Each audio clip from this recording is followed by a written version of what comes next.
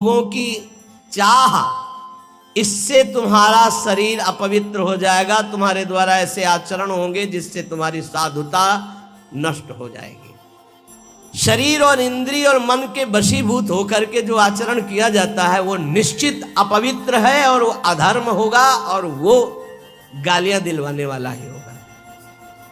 श्रद्धा उपजाना बहुत कठिन होता है भाई, बहुत कठिन होता है। नास्तिक के हृदय में श्रद्धा प्रकट करना, विषयी पुरुष के हृदय में श्रद्धा प्रकट करना और नष्ट करना एक क्षण की बात होती है।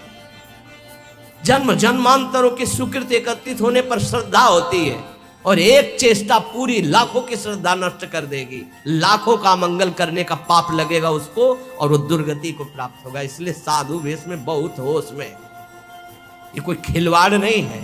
ऐसे लोग करते तो खिलवाड़ नहीं, सारी जिम्मेवारी है आपकी। ऐसे कर दिया तो जिम्मेवारी, उनकी श्रद्धा की रक्षा करना तुम्हारा कर्तव्य बन गया। उनके कल्याण की तरफ तुम्हारी दृष्टि जानी चाहिए। ऐसा कोई ये नहीं कि तुम स्वामी बन गए तो जो मनावे सो आचरण करो, ऐसा नहीं है। शरीर इंद्रियां अंतःकरण सिद्ध पुरुष के वश में होता है। साधक को चाहिए कि इनके वश में होकर कोई कार्य न करे। तुम अकेले नहीं हो, तुम्हारे साथ बहुतों की निंदा होगी या बहुतों की प्रशंसा होगी, ये बात ध्यान रखना है। केवल अपना जीवन होता तो कोई बात नहीं है, गलती हो गई, त्रुटि हो गई या पिट गए या जो भी हो गया सब हो गया। आज तुम नहीं हो, तुम्हारे साथ बहुत जुड़े हुए हैं, तुम्हारे गुरु, तुम्हारे आचार्य, तुम्हारे इष्ट और लाखों श्रद्धा। अगर एक भी त्रुटि तो लाखों की श्रद्धा और पूज्य जनों का अपमान घोर नरक पहुंचा देगा, दुर्गति करवा देगा। त्यक्त सर्व परिग्रहा, जो सिद्ध पुरुष होता है वो शरीर को ही अपना नहीं मानता तो और परिग्रह की बात क्या है। सब सन्यासी हो जो भगवत मार्ग के पथिक हैं, ये तो सर्वाणि कर्माणि मयि सन्न्यस्य मत्पराहा, सारे कर्म भगवान को अर्पित करके जो भगवान के परायण है, चाहे गृहस्थ हो चाहे विरक्त हो, वो सन्यासी है। जो मन का निसंकल्प और वाणी का मौन दंड और शरीर का निष्कर्म संयम पूर्वक, अगर ये दंड नहीं तो किस बात का सन्यासी। भगवान ने एकादश स्कंद में कहा है, वाणी का मौन, मन का निसंकल्प और शरीर का निष्क्रिय, ये सन्यास धर्म का स्वरूप है। तो निष्क्रिय दो प्रकार से होता है, एक जो कर्म का त्यागी होता है, एक होता है कर्म समर्पण करने वाला। भक्त कर्म समर्पण करने वाला सन्यासी होता है। ये तो सर्वाणि कर्माणि मयि सन्न्यस्य मत्पराहा, सब प्रकार के भोग संग्रह सामग्री का अपनापन भाव न रखना, चाहे गृहस्थी में हो चाहे विरक्ति में हो। गृहस्थी में तो नाथ सकल संपदा तुम्हारी, मैं सेवक समेत सुत नारी। विरक्ति में तो जो हमारे पास मिला है वो साधु सेवा, भगवत सेवा के लिए मिला हुआ भगवत प्रदत्त वस्तु है, अपना अधिकार नहीं। अपने नौकर है, सेवक है, सिर्फ सेवा।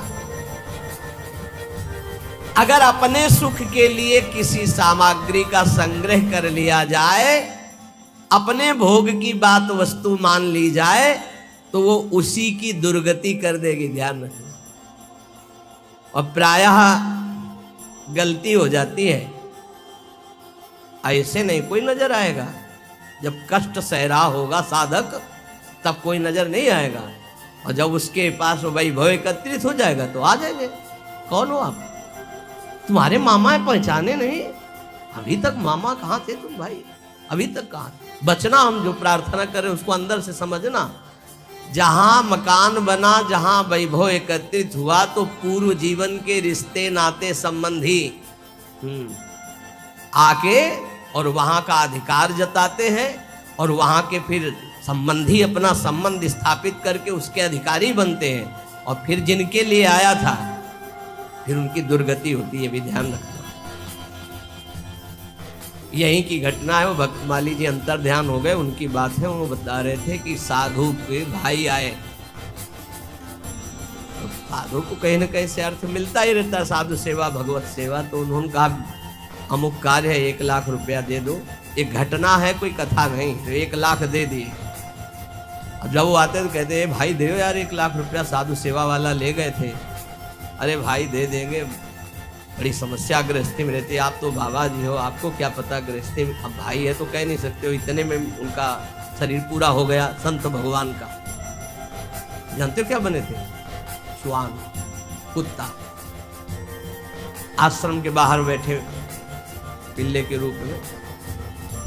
तो किसी महापुरुष को स्वप्न दिया कि मेरा उद्धार करवा दो, मेरे से गलती हो गई, 1 लाख रुपया अपने भाई को देने के कारण मेरी गति बिगड़ गई और मैं वृंदावन में ही अमुक आश्रम का हूँ, अमुक अमुक हूँ, सामने बैठा हुआ हूँ, आप आके मुझे देख लीजिए, मैं आपको पहचानता हूँ।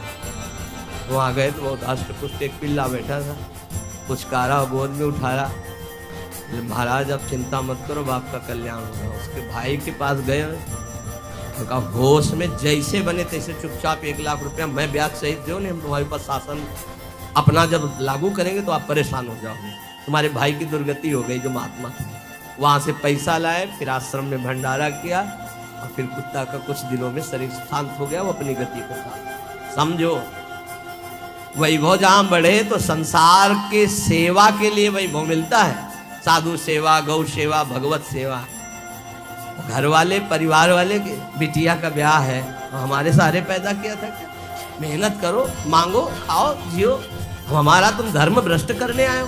वैराग्यवान कभी भूल करके एक सिक्का अपने परिवार वालों को ना दे, नहीं तो नरकगामी होगा, ध्यान रखना। ये हराम का पैसा नहीं है, गृहस्थ जन देते हैं भगवत प्राप्ति में लगे हुए संतों की सेवा के लिए, या श्री जी के लिए, या गौ सेवा या धर्म सेवा के लिए। परिवार सेवा के लिए कोई कह के दे तो बात अलग है, कौन देता है परिवार सेवा? इसलिए किसी भी सामग्री को अपनी ना मानना, त्यक्त सर्व परिग्रह, ये भगवान का आदेश है। सिद्ध पुरुष में ऐसा नहीं होता, वो अपना न शरीर ही मानता है न कोई वस्तु मानता है। लेकिन साधक के बाद ध्यान रखे, उसके पास जो भी भगवत प्रेरित सामग्री आई है वो अपने लिए नहीं, सेवा के लिए आई है। ठाकुर सेवा, संत सेवा, भगवत सेवा, समाज सेवा। जो भोग बुद्धि से अपने लिए संग्रह करता है उसकी बुद्धि भ्रष्ट हो जाती है और वो पतित हो जाता है। बस ये बात है, अपने लिए नहीं। बहुत जोर का भगवान ने त्यक्त स्वर परिग्रह का भाव बताया है कि सिद्ध का यही लक्षण होता है। और ऐसे महापुरुषों के दर्शन किए प्रयागराज में, टाट की लंगोटी और एक बोरे का टाट ऐसे उड़े हुए और ट्रक का ट्रक घी और चीनी और मैदा उतरता, ऐसे भंडारे चलते, पूछो मत। जो उनके भगत थे सबके चरण धोना, सबको नम्रता पूर्वक भगवान की तरह बैठाना और खूब प्यार से पवाना। और जो महात्मा जी थे वहाँ के, एक टाट और पट्टा ऐसे टाट का ऐसे उड़े हुए और ऐसे ही रेती पे लेटना, ऐसे झोपड़ी बनी हुई थी उनकी, उसमें लेटना। और अरे वैभव की भीड़ लगी हुई थी। और आप जब सब संत पा लेते थे तो सब संतों की जूठन जो बचती उसी में एक दो और मिलाकर, क्या जीवन उनका, कोई संगय प्रयोग, वैभव तो पूछो मत। कोई दिन ऐसा नहीं होता था कि 2-4 हजार रुपए एक संत को दक्षिणा में ना मिले। एक से एक कंबल, एक से एक सब एक। पर देने वाले जब ऐसे, तो वहां त्यागी ही त्यागी ज्यादा थे। देने वाले परेशान थे कि यहाँ कोई लेता नहीं है। और सामान की ऐसी, ये वास्तविक बात यही है कि स्वयं परिग्रह रहित होकर के समाज सेवा में। एक विरक्तानंद नाम के महापुरुष थे, उन्होंने कहा स्वामी जी बहुत हो गया, बुढ़ापा है, आप इतना कष्ट सह रहे हो, क्यों सह रहे हो? अब तो आप वस्त्र धारण कर लो। वो वहीं पास में ही बैठे थे। उनका तुमको मैं बूढ़ा नजर आ रहा हूँ, ऐसे कहा, बूढ़ा नजर आ रहा हो? अभी चलो बराबर गंगा जी में खड़े होकर देख लो कौन बूढ़ा होगा। तितिक्षा की मूर्ति और मुस्कुराहट ऐसी, और त्वचा एकदम सांवली हो गई थी, प्रकृति का वार सहते हैं।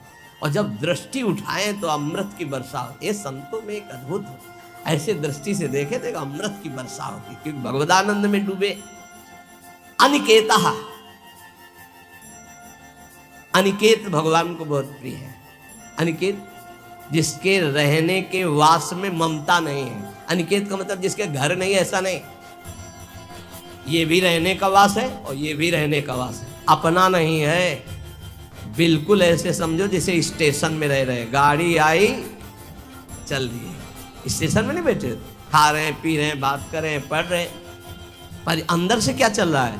हमारी गाड़ी आने वाली है, अमुक प्लेटफार्म में आएगी, वही इंतजार कर रहे हैं। बस हम मानो वृंदावन राधा के निकुंज प्लेटफार्म में बैठे हुए हैं, हमारी गाड़ी निकुंज वाली आने वाली है, बिल्कुल तैयारी में बैठे हैं, अपनी अटैची फिट है राधा नाम की, वो पास बना हुआ है निज मंत्र निकुंज का, बस आवे गाड़ी और चल दे। राधे श्याम भी कहने की फुर्सत नहीं इस गाड़ी में, इतनी रफ्तार की गाड़ी है कि अच्छा भैया ऐसे नहीं है, बस चल दिए।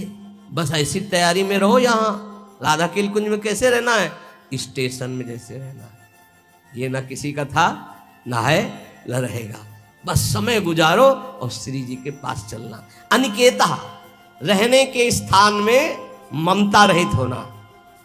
निराशी, सिद्ध पुरुष में कोई आशा नहीं होती, और साधक को आशा, कामना, स्पृहा और वासना इसका त्याग करना पड़ता है।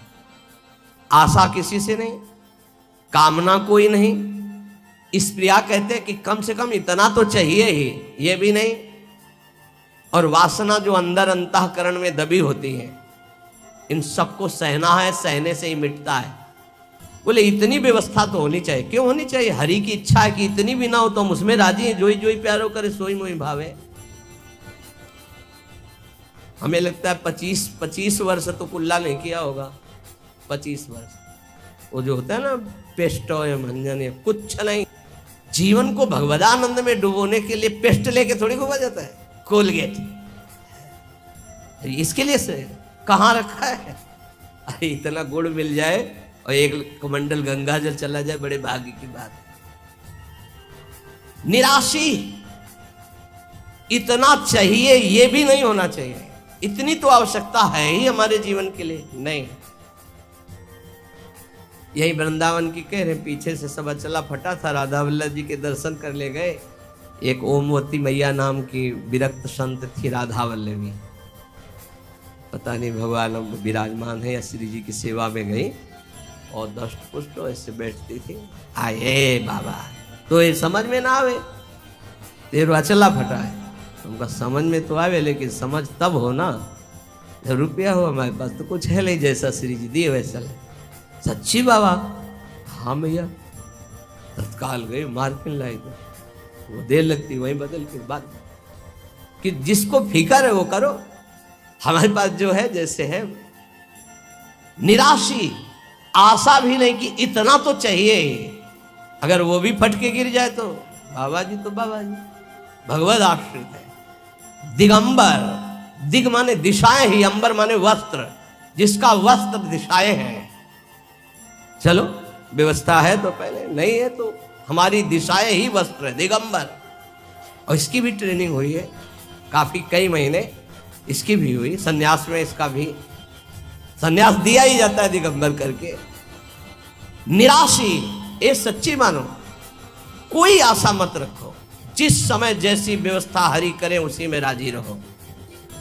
बाहर से भोग सामग्री में अपनापन नहीं हो, अंदर से किसी भोग सामग्री की इच्छा भी न उत्पन्न होने पावे, उसे निराशी कहते हैं। ऐसा महापुरुष शारीरम केवलम कर्म कुर्वन् नाप्नोति किल विषम, वो केवल शरीर संबंधी कार्य करता हुआ भी पाप को प्राप्त नहीं होता, क्योंकि आशा, कामना, स्पृहा, वासना, ममता रहित जो महापुरुष है, इसीलिए कहा गया महापुरुषों की केवल बात के अनुसार उनके जो आचरण हो वो मानो, सब आचरण उनके अनुकरणीय नहीं होते, क्योंकि भगवान यह कह रहे शारीरम केवलम कर्म कुर्वन् नाप्नोति किल विषम, वो शरीर संबंधी ही केवल कर्म करता हुआ पाप को भी नहीं प्राप्त होता है।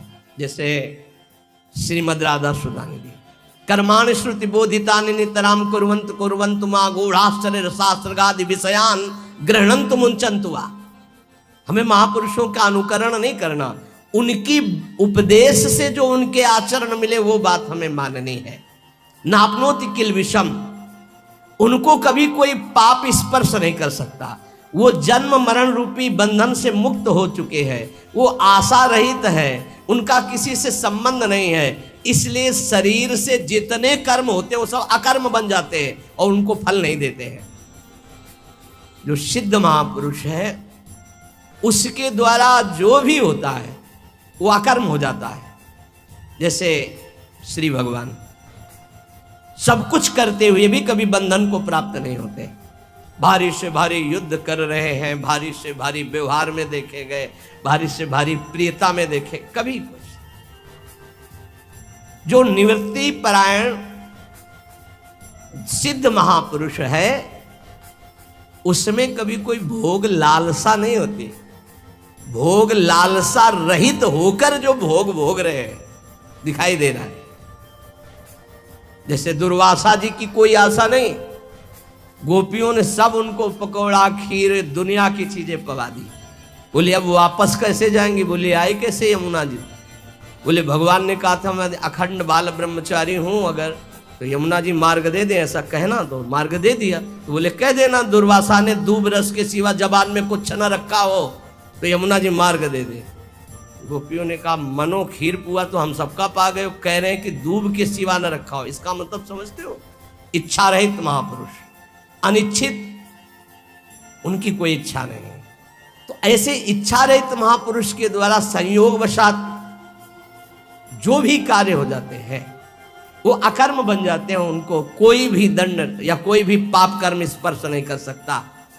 इसलिए बड़े बड़े महापुरुषों की लीलाएं देखी जाती है, विचित्र कोटि की लीलाएं देखी जाती है। बिल्कुल उनका अनुकरण न करे। जैसे आद्य गुरु भगवान शंकराचार्य मछली खा गए, फिर कांच पी गए, सबकी सामर्थ्य थोड़ी है।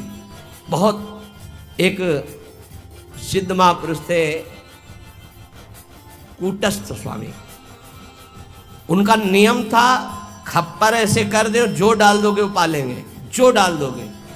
तो कुछ उपद्रवी गांव के लोग थे, जब ये पता चला कि ऐसे नियम वाले हैं तो सीधे कोबरा को पकड़वाया, जो बीन बजाने वाले लोग होते हैं उनसे पकड़वाया और काट करके सीधे जहर सहित रांधा उसको और उनके खप्पर में डाल दिया।